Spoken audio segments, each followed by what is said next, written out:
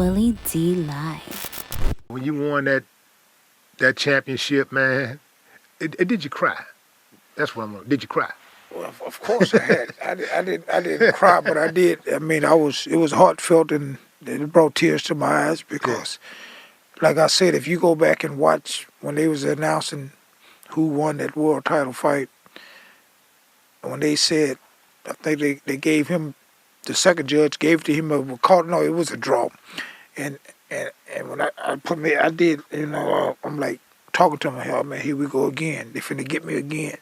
But then they announced my name as the WBA middleweight champion of the world, and I think that fight was on Showtime, wasn't it?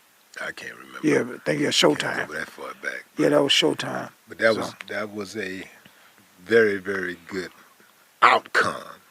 Yeah. And you were talking about what was it? The James Toney fight earlier. Right. You mentioned the James Toney fight. That fight, I thought you won the fight. Willie, you were there live too. Yeah, I mean, I thought you won the fight, but you know what? I want to ask you what you thought. What did you think first? Well, I stuck to the game plan that Chato and them laid out for me to fight, how to fight, and I thought I won the fight hands down. I fought on my terms. If you look at that fight, I fought on my terms, and I thought that was a fight I won. And to take nothing away from James Toney, who became one of the best fighters, also of our era, who was a fighter that probably could fight in any era. James lights out Toney. Let's keep in mind that that man went all the way up to heavyweight and stopped one of the greatest heavyweights of all time. I think that's probably what put him in the Hall of Fame more than anything. When he jumped those weight classes and became champion, hey, man. Well, he had to do that, though, Will. He had a problem with eating, man. Yeah. He always had problems with making weight. James lights that Toney, man. I'm going to tell you what I saw in the fight. Okay. James was the champion. And you knocked him down in the second round. Mm-hmm. Right, that was the second round, right? Second round. Yeah. Okay, you knocked him down in the second round, and I thought that you was more elusive. He was more aggressive, but you was more, but you connected more, and you was elusive. It was hard for him to hit you. You should have won the fight based on points and all of that, but. When it comes to beating champions, if whoever got that belt, you got to be a killer. The politics of it. You got to kill him. Yeah, you got to go out and convincingly destroy the champion, and that ain't what happened. Like you convincingly won the fight, but you didn't convincingly destroy him. I don't know if I ever told you this here about that James Toney fight. When I got back to California, got home, I sit there and I watched that fight by myself. And I seen something that most people didn't see. And I remember when I went back to the gym and I got, what's the guy name who's running the gym? But I got him and Chato, and I put all them guys together. I said, look at this. I said, watch this. When I dropped James Toney down, I'll never forget the lady's name, Patricia German, the judge. She did like this. She was pissed, and she was looking at me mad that I knocked James Toney down. And she was the one that had James Toney.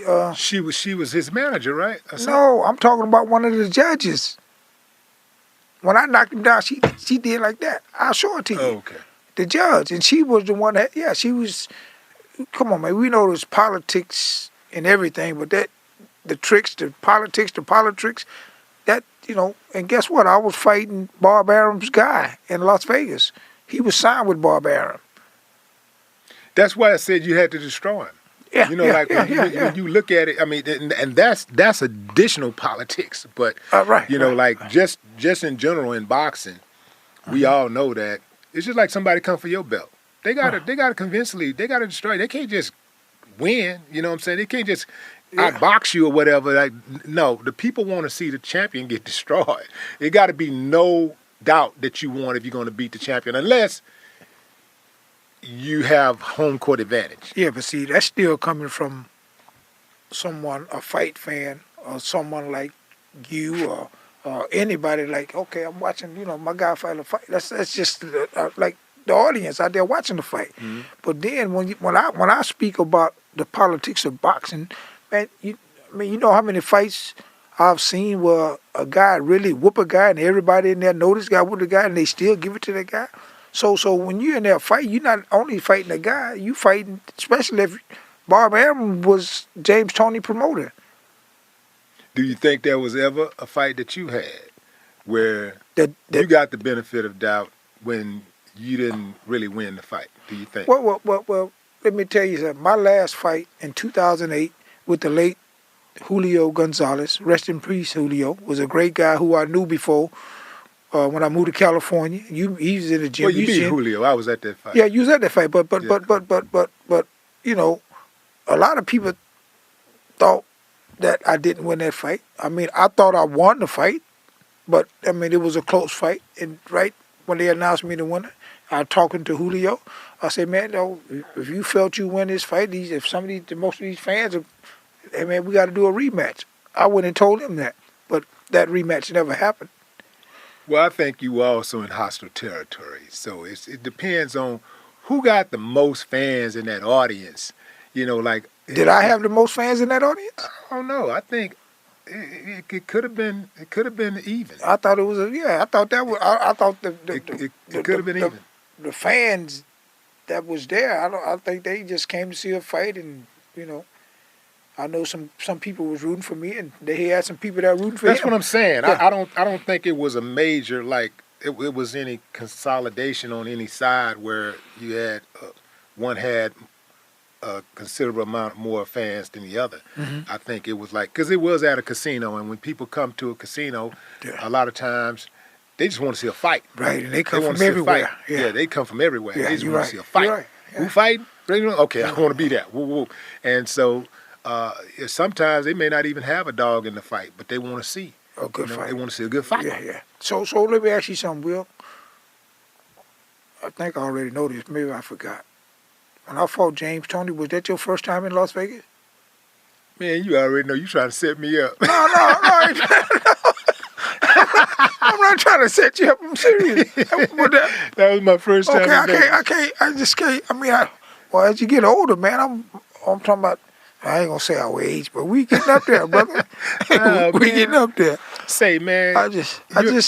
You know, we both on Wikipedia, right? We can't hide our age.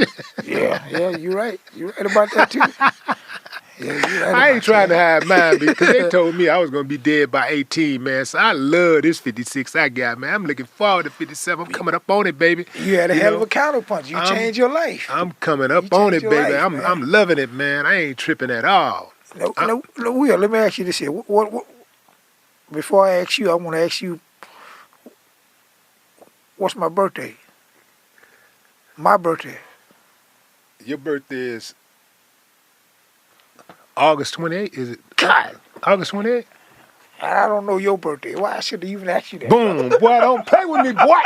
Don't play with me, boy. Will, how you remember that, man? Man, I told you. Well, you didn't get hit all of them. You did a little boxing too, but you didn't take all that punishment I took. So man, I got an excuse, brother. Speaking of all that punishment, man, your career was cut short because you got in a little jam, right? Oh, yeah. But let's back up. You started in 94. You started in 84. You started in 84. I didn't realize that you had boxed for 24 years before you stopped boxing. Yeah. You stopped in 2008. Right. That's 24 years of fighting. Right. And I know you wanted to go on. You wanted to fight more. Right. But have you ever thought that as much as you was denied those opportunities, that perhaps it saved you? It saved your mental capacity. You got all your faculties. You got some memory problems, but imagine had you fought for as long as you wanted to fight. Yeah. Perhaps, perhaps you're not sitting here in one piece. And that's why I know I'm blessed by the best, because not only when you speak about that, I also think about, God is in control, man, and everything happened for a reason. So, to do 24 years, to do all the traveling, to meet all the people, to meet the greatest of all time, Muhammad Ali, Sugar Ray Leonard, all those guys, man, you know, it's already was written.